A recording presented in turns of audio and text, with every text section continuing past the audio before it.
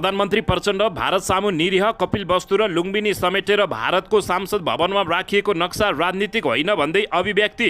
नेपाली भूभाग सट्टापट्टा बारे अरूले नै निर्णय गराएका छन्, म प्रमाण देखाउन सक्ने प्रधानमन्त्री प्रचण्डको ठोकुवा। अखण्ड भारतको नक्सालाई लिएर बङ्गलादेशमा भने विरोध। भारतसँग माग्यो बङ्गलादेशले स्पष्टीकरण। आफ्नो भारत भ्रमणबारे कनीथुकी विरोध गर्नु उचित नभएको प्रधानमन्त्री प्रचण्डको चेतावनी। नक्कली भुटानी शरणार्थी प्रकरणमा प्रतिवादी पक्षको बहस सुरु, 12 जना अझै फरार। अभियुक्त पक्षका वकिलहरूको दाबी अदालतलाई ठेरेट गर्ने काम भयो। 33 किलो सुन मुद्दा झैँ हचुवामा मुद्दा लगाइयो। नेकपा एमाले उमेर हद हटाएकोमा वामदेव गौतम खुसी, ओलीले बोलाए निशर्त फर्किन तयार। नागरिकता विधेयक प्रमाणीकरणका लागि सरकारले सिफारिस गरेको होइन भन्दै प्रधानमन्त्री प्रचण्डको जवाब। कोशी प्रदेश नामाङ्कन विरुद्ध आन्दोलनरत पक्षसँग वार्ता गर्न 3 सदस्यीय समिति गठन। जिल्ला निर्वाचन कार्यालय खारेज गर्ने निर्णय सच्याउन गगन कुमार थापाको माग। नागरिकता विधेयक प्रमाणीकरण नगरेर पूर्व राष्ट्रपति विद्यादेवी भण्डारीले संविधान र सांसदको अपमान गरेको प्रचण्डको भनाई। सत्तापक्षका सांसदप्रति गोकुल प्रसाद बाजकोटाको आक्रोश। ओलीको टिप्पणीमा सुझाव नदेख्नेहरू कानको अपरेसन गर्नुहोस्। सरकारद्वारा काठमाडौँका मेयर बालेन्द्र शाहको विदेश भ्रमण स्वीकृत। राष्ट्रपतिबाट भएको नागरिकता विधेयक प्रमाणीकरण संविधान प्रतिकूल रहेको सर्वोच्च बारको ठहर। कोशी सरकार छाड्न नेकपा एमालेलाई नेपाली काङ्ग्रेसको दबावमूलक विज्ञप्ति। ठमेलमा लिभिङ टुगेदरमा रहेकी युवतीको प्रेमीबाटै कुटपिटबाट भयो हत्या। नागरिकता विधेयक प्रमाणीकरणपछि प्रवासी नेपाली खुसी भएको माधव कुमार नेपालको भनाई। अत्यावश्यक सेवामा हडताल निषेध गर्ने नेपाल सरकार तथा मन्त्री परिषदको निर्णय। र प्रधानमन्त्री प्रचण्ड, केपी शर्मा ओली, शेरबहादुर देउबा भ्रष्टाचार काण्डमै भित्र जान सक्ने काठमाडौँका मेयर बालेन्द्र शाहले गरे निकै ठुलो घोषणा। केपी शर्मा ओलीले दिए सरकारलाई निकै कडा चुनौती। उता नेपाली काङ्ग्रेसबाटै शेरबहादुर देउबालाई निष्कासन गर्ने तीव्र तयारी। अब हेर्नुहोस् पुरा समाचार।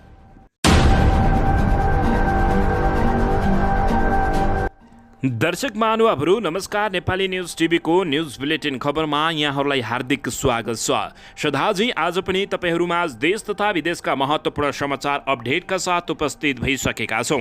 दर्शक महानुभावहरू, हामीलाई तपाईँहरूले कहाँदेखि हेर्दै हुनुहुन्छ नेपाल भई जिल्ला र ठाउँको नाम लेख्नुहोला। यदि विदेशमा हुनुहुन्छ भने आफू रहेको देशको नाम पनि लेख्न नभुल्नुहोला। र हाम्रो च्यानल नेपाली न्युज टिभीलाई अहिलेसम्म पनि सब्सक्राइब गर्नुभएको छैन भने सब्सक्राइब गर्नुहोला, साथै सँगै रहेको बेल आइकनलाई दबाउन पनि नभुल्नुहोला।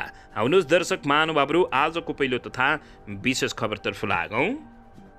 दर्शकबिन, अखण्ड भारतको नक्साबारे अन्य देश बङ्गलादेश, पाकिस्तान लगायतका छिमेकी देशहरूले भारतको तीव्र विरोध गरिरहेका बेला प्रधानमन्त्री पुष्पकमल दाहाल प्रचण्डले भने निर्याता प्रकट गरेका छन्।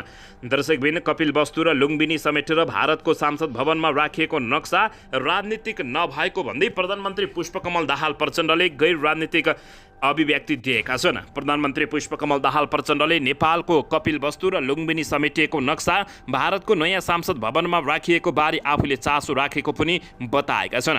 बुधबार राष्ट्रिय सभामा बोल्दै प्रधानमन्त्री प्रचण्डले भारतको नयाँ संसद भवनमा राखिएको नक्साबारे गम्भीर रूपले उठाएको बताएका छन्। प्रधानमन्त्री प्रचण्डले भने नेपालको कपिलवस्तु र लुम्बिनी समेटिएको नक्सा भारतको नयाँ संसद भवनमा राखिएको बारे कुरा राखे। उहाँहरूले यो कुनै राजनीतिक नक्सा होइन, यो ऐतिहासिक र सांस्कृतिक नक्सा हो, यसलाई राजनीतिक रूपले हेर्नु हुँदैन भन्ने उहाँहरूको जवाब छ, प्रधानमन्त्री प्रचण्डले बताएका छन्। यस बारेमा अझ बढी अध्ययन गर्ने कुरा त बाँकी नै छ। नयाँ नक्साबारे भ्रमणका क्रममा कुरा नउठाएको भन्ने विषय साँचो नरहेको प्रधानमन्त्री पुष्पकमल दाहाल प्रचण्डले बताएका छन्। दर्शक महानुभावहरू, यसको ठिक विपरीत अखण्ड भारतको नक्सालाई लिएर बङ्गलादेशमा तीव्र विरोध भएको छ। भारतसँग स्पष्टीकरण समेत उसले मागेको छ। भारतको नयाँ संसद भवनमा राखिएको अखण्ड भारत नक्सालाई लिएर विवाद जारी छ। नेपालको लुम्बिनी र कपिलवस्तु क्षेत्र नक्सामा देखाइएको भन्दै विरोध जनस्तरबाट भइरहँदा देशको नेतृत्व गरिरहेको प्रधानमन्त्री प्रचण्डले भने यसको बचाउ गरेका छन्। यता बङ्गलादेशले पनि भारतसँग नक्साबारे स्पष्टीकरण सोध्ने निर्णय गरेको छ। बङ्गलादेशका विदेश मन्त्री शाहरियर अमलले नयाँ दिल्लीमा रहेको दूतावासलाई भारतसँग नक्साबारे स्पष्टीकरण माग्न निर्देशन दिएको दि हिन्दूले उल्लेख गरेको छ। दर्शकबिन यसैबीच यता नेपाली भूभाग सट्टापट्टाबारे अरूले नै निर्णय गराएका छन्, प्रमाण देखाउन सक्ने भन्दै प्रधानमन्त्री पुष्पकमल दाहाल प्रचण्डले बताएका छन्। प्रधानमन्त्री पुष्पकमल दाहाल प्रचण्डले भारत भ्रमणका क्रममा आफूले कुनै पनि एजेन्डामा सट्टापट्टा नगरेको बताएका हुन्। बुधबार राष्ट्रिय सभामा बोल्दै प्रधानमन्त्री प्रचण्डले कालापानी लिपुलेक र लिम्पुवाधुरालाई जोडेर सट्टापट्टाको कुरा उठे पनि त्यो सत्य नभएको दाबी गरेका छन्। नेपाल र भारतबीच राम्रो विश्वासको वातावरण बनाएर मात्र कालापानी लिपुलेक र लिम्पुवाधुराको विवाद हल गर्न सकिने प्रधानमन्त्री प्रचण्डको भनाइरहेको छ। प्रधानमन्त्री प्रचण्डले भने साथीहरूले सट्टापट्टाको कुरा गर्नुभएको छ, मैले भनेको नै होइन, मैले अहिले प्रमाण ठ्याक्कै देखाउन त सकिनँ, सायद आउँछ मैले प्रमाण पनि देखाउन सक्छु।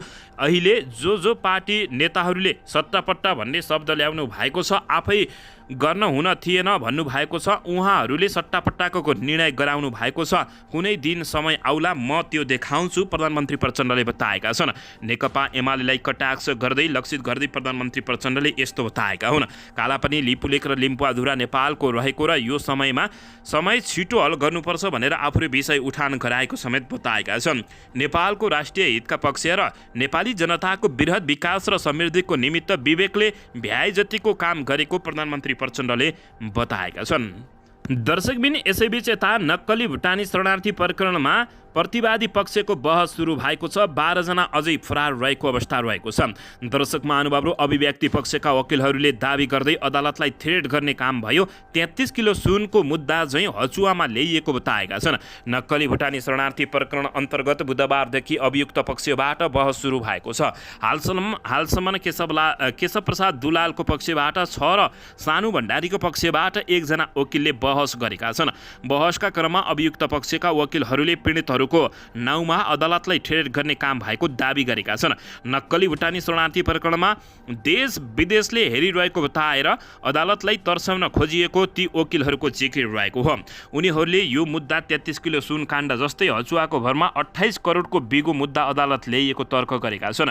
कुनै प्रमाण बिना हचुवाको भरमा अदालतमा मुद्दा ल्याउँदा 33 किलो सुनको मुद्दाले हचुवा खाएको र यो 28 करोड रुपियाँको बिगो मुद्दाले पनि हावा खाने उनले जिकिर गरेका छन्। पीडितहरूको नाउँमा देशी विदेशीहरूले यो मुद्दा हेरिरहेको छ भनेर अदालतलाई थ्रेट गर्ने काम भयो। सानु भण्डारीको पक्षबाट बहस गरेका अधिवक्ता विनोद शर्माले यस्तो बताएका छन्। उनले भण्डारी विरुद्ध जाहेरी दिएका 61 मध्ये 56 जनालाई सानुले नचिन्ने र सानुले कसैसँग पैसा लिएको प्रमाण नभएको उनले औँलाएका छन्। वकिल शर्माले धेरै पीडितहरूलाई आफूले नचिनेको र पैसा पनि नलिएको सानुले आत्मदाह गर्ने बताएको अदालतलाई जानकारी दिएका छन्। उनले सानुको सिफारिसमा समितिमा बसेका गणेश केसीले राम्रो काम गरेको मूल्याङ्कन गर्ने हो भने सानुले मात्रै कसरी गलत गरे भन्दै प्रश्न गरेका छन्। अभियुक्त केशव दुलालको पक्षबाट बहस गर्दै वरिष्ठ अधिवक्ता योगेन्द्र अधिकारीले पीडितले ठगिए भन्दैमा अदालतमा मुद्दा दर्ता गर्दा ठगी गर्यो भन्न नमिल्ने समेत उनले बताएका छन्। दर्शकबिन यसैबीच यता नागरिकता विधेयक प्रमाणीकरण नगरेर राष्ट्रपति विद्यादेवी भण्डारीले संविधान र सांसदको अपमान गरेको प्रधानमन्त्री प्रचण्डले आरोप लगाएका छन्। प्रधानमन्त्री पुष्पकमल दाहाल प्रचण्डले पूर्व राष्ट्रपति विद्यादेवी भण्डारीले नागरिकता विधेयक प्रमाणीकरण नगरेर संविधान र सांसदको अपमान गरेको आरोप लगाएका छन्। आज बुधबार राष्ट्रिय सभामा सार्वजनिक महत्त्वका विषयमा जवाब दिने क्रममा प्रधानमन्त्री प्रचण्डले दुवै सदनबाट दुई पटक पारित भएको र सभामुखले प्रमाणीकरण गरेको विधेयक रोक्ने अधिकार राष्ट्रपतिलाई नरहेको बताएका छन्। दुवै सदनबाट पारित भएर प्रमाणीकरणका निमित्त राष्ट्रपतिकोमा गएको विधेयकलाई राष्ट्रपतिले एक पटकका निमित्त नोटिस सहित आफ्नो सुझाव सहित फिर्ता पठाउन सक्ने संविधानको व्यवस्था छ।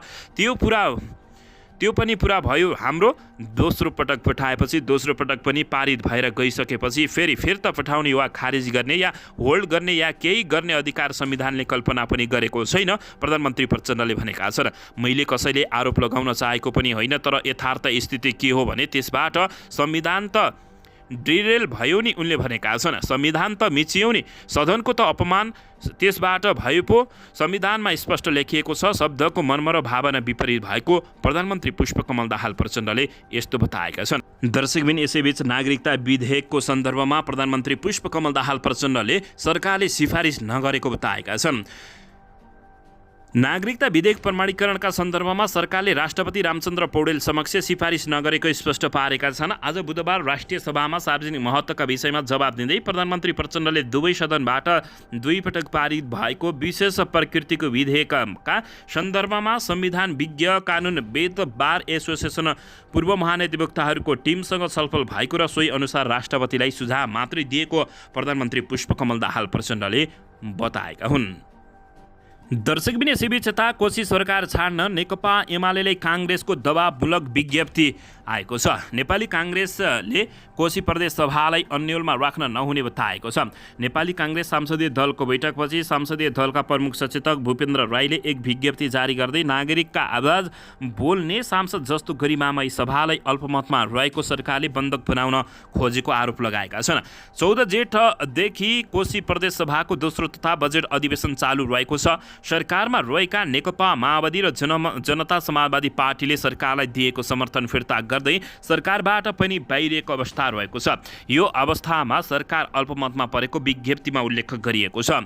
दर्शकबिन बजेटको समयमा अल्पमतमा परेको सरकारले तत्कालीन राजीनामा दिनुको साटो जेठ 23 गतेदेखि अर्को सूचना जारी नभएसम्मका लागि प्रदेश सभाको अधिवेशन स्थगन गर्नु यो सरकार गैर जिम्मेवार र प्रदेशमा अझ झन समस्या थप ग्रसित र उद्धृत भएको काङ्ग्रेसले आरोप लगाएको छ। प्रदेशको नीति तथा कार्यक्रम र बजेट अध्यादेश मार्फत ल्याउनका लागि गरिएको यो गलत कदमप्रति नेपाली काङ्ग्रेस संसदीय दल घोर भर्सना गर्दछ भन्दै टिप्पणी गरेको छ। दर्शकबिन यसैबीच आउनु सरको समाचारतर्फ लागौँ। सरकारले काठमाडौँ महानगरपालिकाका मेयर बालेन्द्र शाहको विदेश भ्रमण स्वीकृत गरेको छ। बुधबार बिहान बसेको मन्त्री परिषदको बैठकले बालेन्द्र शाहको बेल्जियम भ्रमण स्वीकृत गरेको सरकारका प्रवक्ता एवं सञ्चार तथा सूचना प्रविधि मन्त्री रेखा शर्माले जानकारी दिएका छन्। काठमाडौँ महानगरपालिकाका mayor Balendra Shah metropolis world Congress तथा ब्रसेल्स अर्बन समिट 2023मा सहभागी हुन बेल्जियम ब्रेस जाँदैछन्। मन्त्री परिषदको बैठकले काभ्रेको 5 खालमा रहेको औद्योगिक ग्रामलाई महिला उद्यमी विशेष औद्योगिक ग्राममा रूपान्तरण गर्ने निर्णय समेत गरेको छ। मन्त्री परिषदको बैठकले कालीमाटी फलफुल तथा तरकारी बजार विकास समितिको अध्यक्षमा सहसचिव मदन भुजेललाई पनि तोक्ने निर्णय गरेको जानकारी प्राप्त भएको छ। दर्शक महानुभावहरू, अन्ततः सरकारले सङ्घीय सरकारले काठमाडौँका मेयर बालेन्द्र शाहको विदेश भ्रमणलाई स्वीकृत गरेको खबर प्राप्त भएको छ। दर्शकबिन यसैबीच यता सत्तापक्षका सांसदप्रति गगुल प्रसाद बाजकोटाले आक्रोश पोखेका छन्। ओलीको टिप्पणीमा सुझाव नदेख्नेहरू कानको अपरेसन गर्न जान सुझाव दिएका हुन्।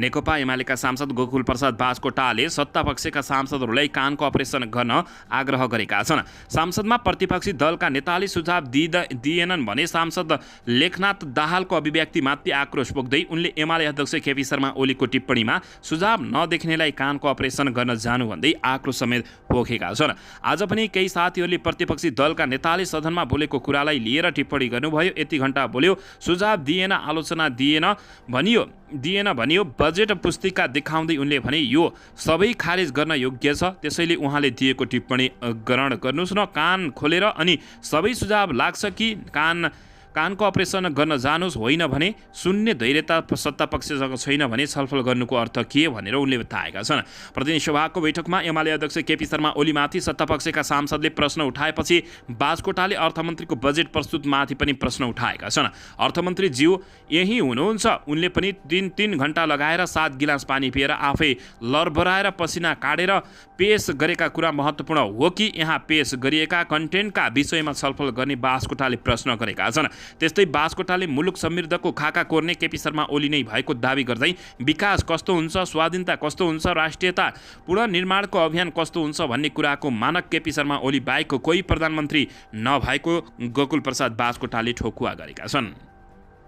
दर्शकबिन यसैबीच यता नेपाली काङ्ग्रेसमा सभापति शेरबहादुर देउबालाई निकाल्ने प्रयास भइरहेको छ। यसैबीच काङ्ग्रेसमा सभापति शेरबहादुर देउबा आक्रामक अभियान चल्दैछ। विशेष महाधिवेशनको लागि हस्ताक्षर थालिने भएको हो। नेपाली काङ्ग्रेसभित्रका संस्थापनेतर समूहले विशेष महाधिवेशनको माग गर्दै पार्टी नेतृत्व विरुद्ध हस्ताक्षर अभियान सुरु गर्ने तयारी गरेको तथ्य खुलेको छ। सभापति शेरबहादुर देउबाले पार्टीलाई कमजोर बनाउँदै लगेको र पार्टीका सङ्गठनहरू भत्ताभुङ्ग बनाएको भन्दै काङ्ग्रेसलाई व्यक्ति होइन विधिबाट चल्ने पार्टी बनाउन उनीहरूले हस्ताक्षर अभियान सुरु गर्न लागेको स्रोतले जानकारी दिएको छ। जेठ महिनाभर पार्टी रूपान्तरणको अभियान लिएर देशव्यापी भेटघाट र छलफल गर्ने, त्यसैको सुझावका आधारमा असारमा हस्ताक्षर अभियान चलाउने उनीहरूको तीव्र तयारी रहेको छ। नेपाली काङ्ग्रेसको संस्थापन इत्तर समूहले काङ्ग्रेस रूपान्तरण अभियान भन्दै 5 प्रदेशमा भेला र जिल्लामा समेत छलफल कार्यक्रम गरिरहेको छ। रूपान्तरण अभियान नाम दिए पनि उनीहरूले हरेक भेला र छलफलमा सभापति शेरबहादुर देउबाकै कारण पार्टीको भविष्य सङ्कटमा परेको र अब सहेर नबस्ने धम्की दिँदै आएका छन्। यसैबीच अभियानमा नहिँडे पनि महामन्त्री गगन कुमार थापाले समेत अब सहन्न भन्ने अभिव्यक्ति गरिरहेका छन्। दर्शकबिन नक्कली भुटानी शरणार्थी प्रकरणमा प्रधानमन्त्री प्रचण्ड, केपी शर्मा ओली, राजेश वज्राचार्य, आरजु देउबा राणादेखि मन्जु खाँडसम्मलाई पक्राउ गर्न आदेशको माग गरिएको छ।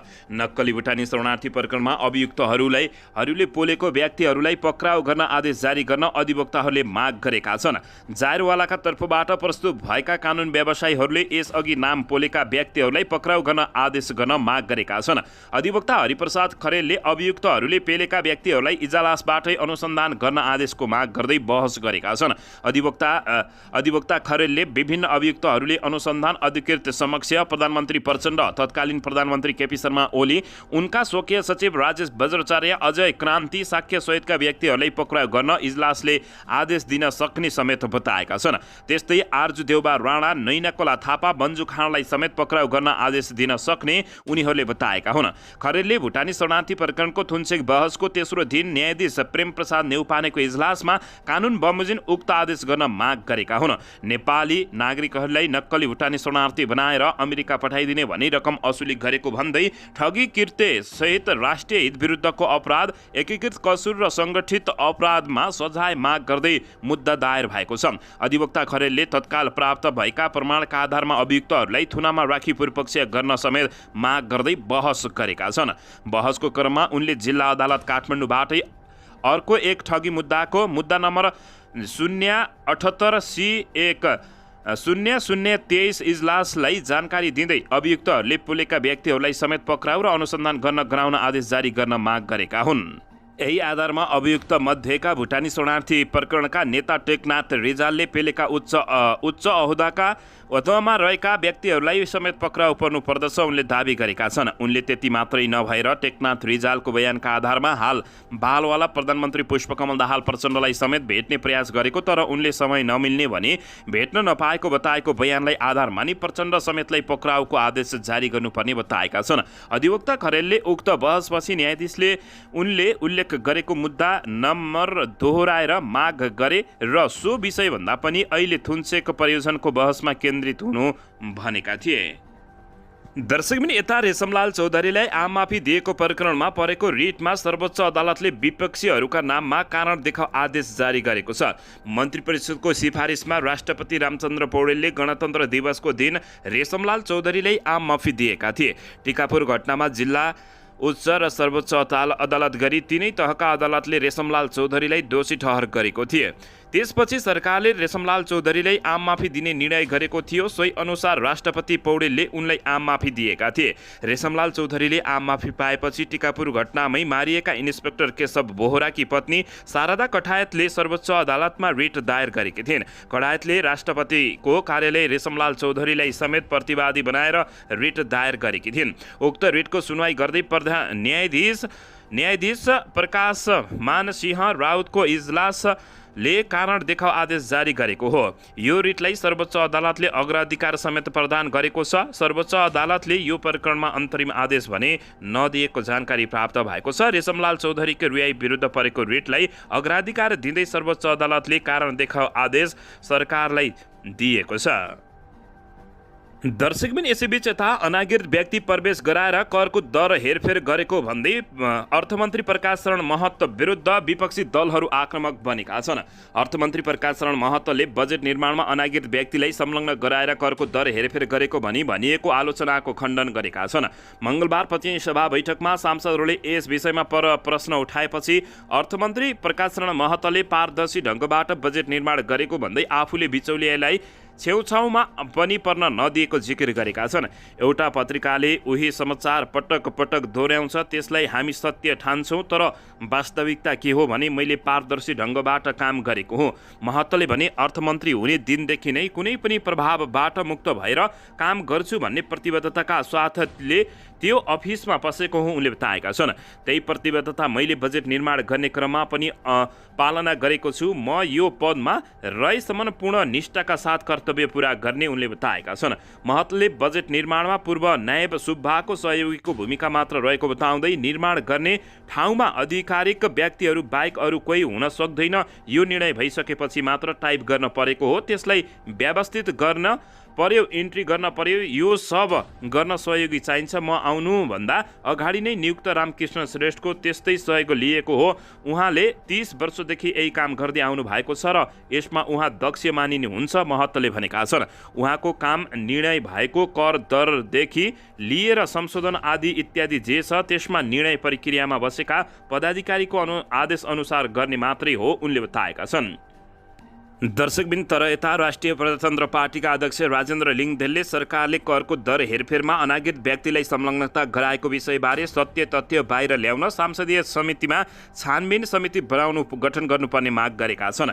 केही व्यापारिक घरानाका निकट मानिएका अनागरिक व्यक्तिहरूलाई करको दर हेरफेरमा संलग्न गराइएको भन्दै अर्थमन्त्री डाक्टर प्रकाश शरण महतको आलोचना भइरहेका बेला अध्यक्ष राजेन्द्र लिङदेलले त्यसबारे सत्य तथ्य पत्ता लगाउन संसदीय समिति गठन गर्नुपर्ने समेत माग गरेका छन्। मंगलबार संघीय सांसद भवन परिसरमा सञ्चारकर्मीहरूसँगले राखेको जिज्ञासाको जवाब दिने क्रममा उनले गत वर्ष पनि तत्कालीन अर्थमन्त्री जनार्दन शर्मामाथि सोही खालको आरोप लागेको स्मरण गराउँदै त्यसलाई त्यसै छाड्न नमिल्ने बताएका छन्। अध्यक्ष राजेन्द्र लिङदेलले बजेट आउनु अघिल्लो दिन ठूलो मात्रामा गाडीहरू आयात हुनु र भोलिपल्ट करको दर हेरफेर हुनु शङ्कास्पद रहेको तर्क समेत गरेका छन्। उनले भने गत वर्ष पनि यसै किसिमको अनागरिक मान्छेलाई बजेट निर्माण प्रक्रियामा सामेल गराइएको भन्ने कुरा उठ्यो, तर निष्कर्षमा पुग्न सकेन। यो वर्ष पनि बजेट वक्तव्य आउनु अघिल्लो दिन मात्रै ठूलो संख्यामा गाडीहरू भित्रिएको छ भन्छन् र भोलिपल्ट पनि बजेट वक्तव्य आउँदाखेरि करको दरमा हेरफेर भएको छ, यो शङ्कास्पद रहेको उनले बताएका छन्।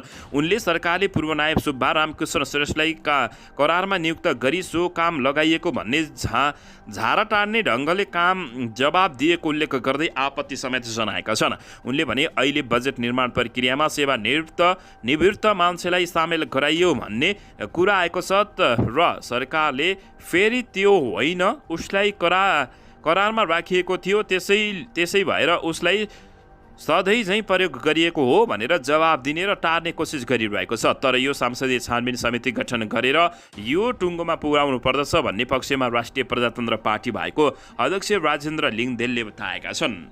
दर्शकबिन यसैबीच यता भने सांस्कृतिक पर्यटन तथा नागरिक उड्डयन मन्त्री सुदन किरातीले दुई देश बीचमा उपलब्धिमूलक सम्झौता नहुने भएकै कारण आफू भारत भ्रमणमा नगएको खुलासा पारेका छन्। मंगलबार काठमाडौँमा खिजिमदेवा हुँदै नयाँ पर्यटन पदमार्ग शुभारम्भ र खिजिमदेवा गल्फ खेलको सम्भावना उजागर गर्न हेतु आयोजना भएको कार्यक्रमलाई सम्बोधन गर्दै उनले यस्तो बताएका हुन्। उनले आफूले हेलिकप्टर पनि नचढ्ने र दुई देशबीचको सम्झौता उपलब्धिमूलक नहुने भए विदेश भ्रमण नजाने प्रण गरेको समेत बताएका थिए। उनले ओखलढुङ्गा गाथाको खिम्देमा गल्फ खेल्ने पर्यटन क्षेत्रमा नयाँ आयाम थपेको बताएका छन्।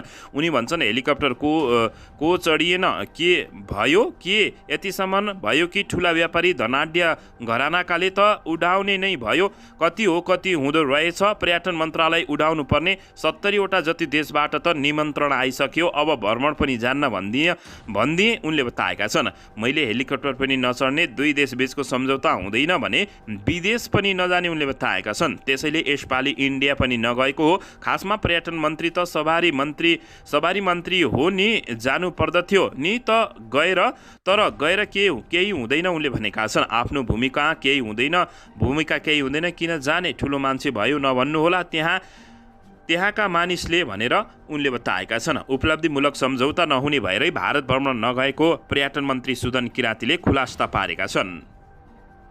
दर्शकबिन यसैबीच यता नेकपा एमालेका अध्यक्ष एवं पूर्व प्रधानमन्त्री केपी शर्मा ओलीले सरकारले मुलुकको अर्थतन्त्रको नेतृत्व गर्ने सामर्थ्य गुमाइसकेको टिप्पणी गरेका छन्।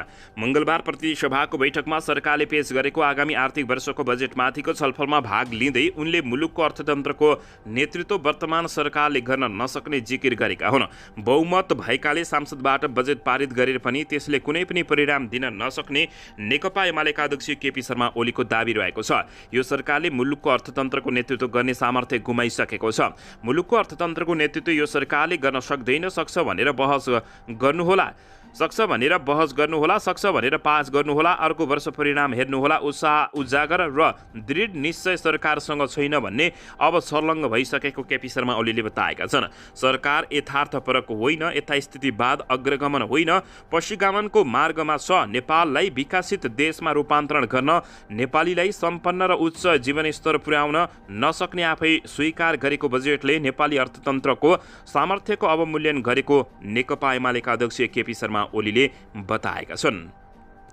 अध्यक्ष ओलीले अहिलेको बजेट सुतेर बसेको अजिङ्गार जस्तो भएको समेत बताएका हुन्। सरकारले ल्याएको बजेट नेपाल र नेपालीको राष्ट्रिय आकाङ्क्षाप्रति विमुख रहेको समेत टिप्पणी गरेका छन्। समाजवाद उन्मुखवाद अर्थतन्त्र निर्माण गर्ने कुरा भन्दा पनि बजेटमा अकर्मण्यता र शिथिलता मात्र रहेको अध्यक्ष केपी शर्मा ओलीको भनाइरहेको छ।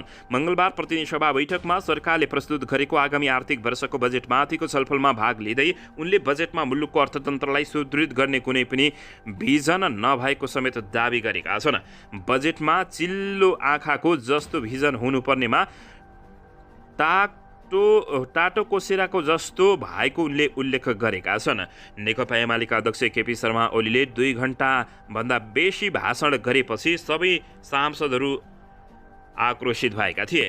दर्शकबिन यसैबीच आउनुहोस् अर्को समाचारतर्फ लागौँ। गत शुक्रबार सुनकोशी नदीमा खसेर बेपत्ता भएको प्राविधिक शिक्षा तथा व्यवसाय तालिम परिषद सिटिभिटीको जीप मङ्गलबार साँझ भेटिएको छ। घटनास्थलबाट करिब 200 मिटर तल कोशीको किनारामा जीप भेटिएको प्रहरीले जानकारी दिएको छ। जिल्ला प्रहरी कार्यालय सिन्धुलीका एसपी राजकुमार शिवलालका अनुसार जीपसँगै जीपमा सवार 2 जनाको शव पनि भेटिएको छ। उनीहरूको पहिचान खुलेको छैन। सशस्त्र प्रहरी बलको टोलीले शव र जीप भेट्याएको हो। बेपत्ता सिटिभिटीका भेटी कर्मचारी र जीपको खोज्न सशस्त्र प्रहरी सहित सेनाको गोताखोर र जनपद प्रहरीको विपद व्यवस्थापनको टोली समेत खटिएको थियो। भक्तपुर सानोठामी स्थित सिटिभिटीबाट खोटाङ जाने क्रममा BAB 7476 नम्बरको जीप सिन्धुलीको गोलन्जोर गाउँपालिका 7 लैकुन नवघाटबाट सुनकोशी नदीमा खसेको थियो। 4 दिनसम्म खोज्दा पनि जीप र सिटिभिटीका कर्मचारी नभेटिएपछि सुनकोशीको बहाव नै फर्काइएको थियो। नदीको पानी सुकाएपछि जीप भेटिएको हो। जीपमा 4 जना सवार रहेकोमा दुर्घटना लगत्तै चालक दाङ राप्ती गाउँपालिका 6 का 31 वर्षीय कृष्ण चौधरी पौडी खेली बाहिर निस्किएका थिए भने 3 जना बेपत्ता भएका थिए, जसमध्ये 2 जनाको शव भेटिएको हो। अर्का 1 जनाको खोजी भइरहेको प्रहरीको भनाइरहेको छ। दर्शकबिन यसैबीच यता नेकपा एमालेमा 70 वर्षे हद हटाउन विष्णु पौडेलले प्रस्ताव गरेसँगै केपी शर्मा ओलीले अनुमोदन गरेका छन्। नेकपा एमालेले 70 वर्षे उमेर हद सम्बन्धी व्यवस्था हटाएको छ। गत 19 जेठमा केन्द्रीय कार्यालय च्यासलमा बसेको सचिवालय बैठकले 70 वर्षे हद उमेर कायम नरहेको निर्णय गरेको छ। तत्काललाई यो व्यवस्था खारेज भएको छ। यसलाई आवश्यकताका आधारमा निर्णय भनिएको छ। एक पदाधिकारीले भनेका छन् उनका अनुसार अहिले पार्टीलाई गतिशील बनाउन पनि यो हटाइएको बताएका छन्। 70 वर्षीय हद उमेर हद हटाउनु पर्ने प्रस्ताव उपाध्यक्ष विष्णु पौडेलले राखेका थिए।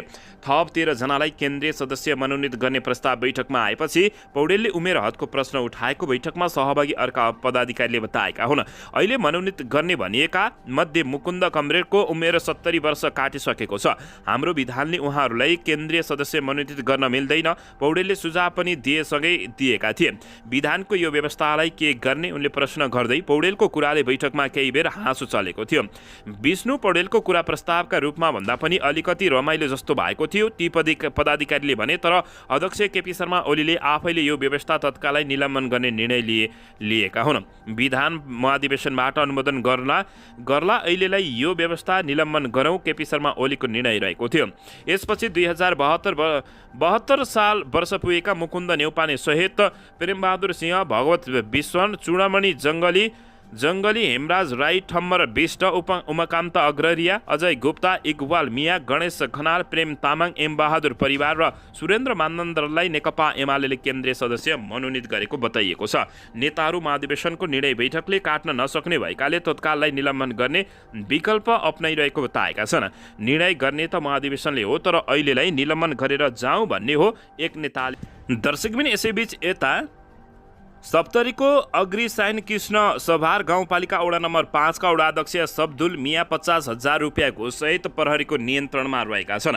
अख्तियार दुरुपयोग अनुसन्धान आयोगका प्रवक्ता भोला दाहालले मङ्गलबार प्रेस विज्ञप्ति जारी गर्दै भवन निर्माण सम्पन्न भएको सिफारिस दिने प्रयोजनको लागि सेवाग्राहीसँग घुस माग गरिरहेको भन्ने सूचनाको आधारमा आयोगको कार्यालय इटहरीबाट खटिएको टोलीले वडा अध्यक्ष मियालाई नियन्त्रणमा लिई थप अनुसन्धान भइरहेको जानकारी दिएका छन्। दर्शक महानुभावहरू, अन्ततः सप्तरीका वडा अध्यक्ष 50,000 घुससहित नियन्त्रणमा भएको खबर प्राप्त भएको छ। उनी नेकपा एमालेबाट निर्वाचित भएको समेत जानकारी प्राप्त भएको छ। दर्शक महानुभावहरू, यसैबीच यता कक्षा 12मा पढ्ने सबै छात्रलाई निःशुल्क ल्यापटप दिने मध्य सरकारले घोषणा गरेको छ। दर्शकबिन मध्य प्रदेश सरकारले कक्षा 12मा अध्ययनरत सबै छात्रहरूलाई निःशुल्क ल्यापटप दिने घोषणा गरेको छ। आगामी आर्थिक वर्षका लागि नीति तथा कार्यक्रम प्रस्तुत गर्दै प्रदेश प्रमुख हरिशङ्कर मिश्रले छात्रहरूलाई ल्यापटप उपलब्ध गराउने जानकारी दिएका छन्। प्रदेशका सामुदायिक विद्यालयहरूमा कक्षा 12मा अध्ययनरत छात्रहरूलाई कम्प्युटर प्रविधिमा पहुँच पुर्याउन एक थान ल्यापटप सहयोगको स्वरूप उपलब्ध गराइने मिश्रले जानकारी दिएका छन्।